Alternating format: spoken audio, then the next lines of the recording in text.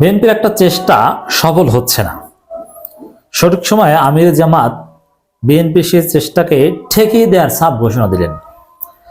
দর্শক, বিএনপির চেষ্টা কি, এই কথাটা বারবার আপনাদেরকে বোঝাতে হবে, জনগণকে বোঝাতে দিন, শোনান। বিএনপি চায় আওয়ামী লীগ রাজনীতি দ্রুত কামব্যাক করুক, কারণ আওয়ামী লীগকে অতীব জরুরি বিএনপির জন্য। কারণ রাজনীতিতে নিজের চাইতে খারাপ প্রতিপক্ষ রাজনীতি না থাকলে রাজনীতি হয় না। বর্তমানে বাংলাদেশে বিএনপি কোনো রাজনীতি নাই, কোনো রিলেভেন্স নেই, কোনো ন্যারেটিভ নেই। বিএনপির একমাত্র কথা হচ্ছে এটা যে ভাই আওয়ামী লীগ ভালো না, আমরা ভালো, এই এছাড়া কোনো কথা নেই। এখন আওয়ামী লীগ যদি না থাকে তাহলে বিএনপি কি বলবে? এখন এই মুহূর্তে আওয়ামী লীগ নাই, এই জন্য বিএনপি 31 দফার কথা বলছে, কিন্তু 31 দফা কিন্তু একটা ধরা খেয়েছে। কি 31 দফার একটা বড় অংশ জনগণ বোঝে না। আর 31 দফার জনগণের দাবির সাথে সম্পৃক্ত যে দফাগুলো, যেগুলো বিএনপি একলারা বলতে পারলে যথেষ্ট গুরুত্ব পেত, সেই দাবিগুলো সংস্কার কমিশনের প্রস্তাবনায় এসেছে এবং সেটা বাস্তবায়ন হয়ে যাবে। এর মানে বিএনপির 31 দফা ইনভ্যালিড। 31 দফা বেশিরভাগ পয়েন্টই সরকার মেনে নিচ্ছে, অতএব 31 দফা দিয়ে কি জনগণ দই পানি খাবে? এটা নিয়ে কি জনগণের কাছে যাওয়া যাবে? যাওয়া যাবে না। এই জন্যে রাজনীতিতে আওয়ামী লীগকে দরকার বিএনপির জন্য। বিএনপির জনগণের সামনে ভোট চাওয়ার পদ্ধতি একটাই থাকবে যে ভাই আমাদেরকে ভোট না দিলে আওয়ামী লীগ ক্ষমতায় আসবে, নইলে কি বলে ভোট চাইবে? জামাতের বিরুদ্ধে কি বলবে?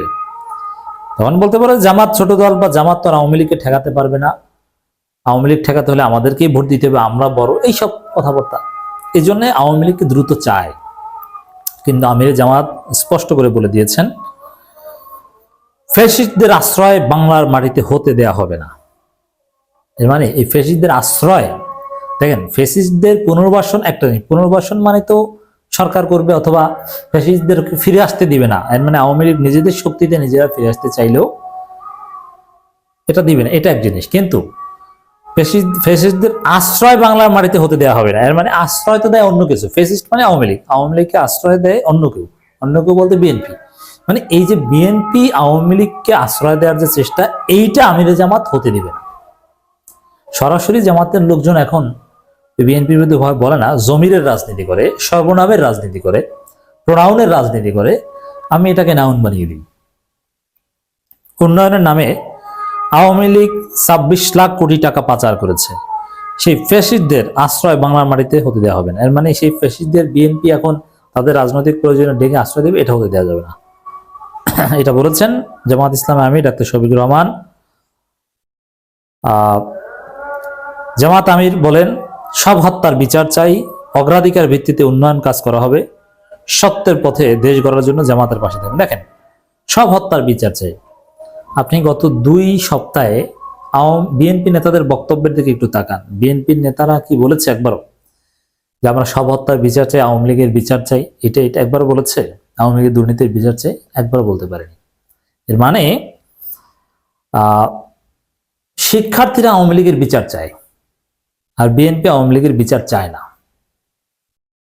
অতএব জামাতের আমির সবসময় শিক্ষার্থীদের পালস বুঝে, শিক্ষার্থী জনতার সুরে কথা বোঝে। আর জামাতের কেউ কেউ, যেমন নায়েব আমির ডাক্তার তাহের, মতিউর রহমান আকাত, এরা কিন্তু বিএনপির সুরে কথা বলছে। এরা আমিরের জামাতের সুরে কথা বলতে পারছে না, এটা আমি বলেছি আগে। মানবিক বাংলাদেশ প্রতিষ্ঠা না হওয়া পর্যন্ত যুদ্ধ চলবে উল্লেখ করে তিনি বলেন, যারা দেশকে ভালোবাসে তারা মৃত্যুকে চায়ের পেয়ালার মতো মনে করে। এই যে যুদ্ধ চলবে, আবার রক্ত দিব, এই কথাগুলো শিক্ষার্থীরা বলছে। আমির জামাত যেদিন এই কথা বলেছেন, ওই দিনই নাগরিক কমিটির আহ্বায়ক বলেছেন যে প্রয়োজনে আরো রক্ত দিব। আর বিএনপি বলছে দেশে তেমন কিছুই হয়নি, 72 সংবিধান পাল্টে দেওয়ার মতো কিচ্ছু করেনি, সব স্বাভাবিক, বিপ্লবী সরকার, কোনো কিছু দরকার নেই, 90 দিনের মধ্যে নির্বাচন দিয়ে দিলেই হল। মানে বিএনপির মতে সবকিছু স্বাভাবিক। আর জামাতের আমিরের কথা দেখেন, প্রয়োজনে আবার যুদ্ধ করতে হবে, আবার মৃত্যু, আবার জীবন দিব, মৃত্যুকে চায়ের পেয়ালার মতো পান করব। আবু সাইদ মুগ্ধ, শেষ হয়নি যুদ্ধ, এভাবে চ্যালেঞ্জ হিসেবে জামাত নিচ্ছে, শিক্ষার্থীরা নিচ্ছে।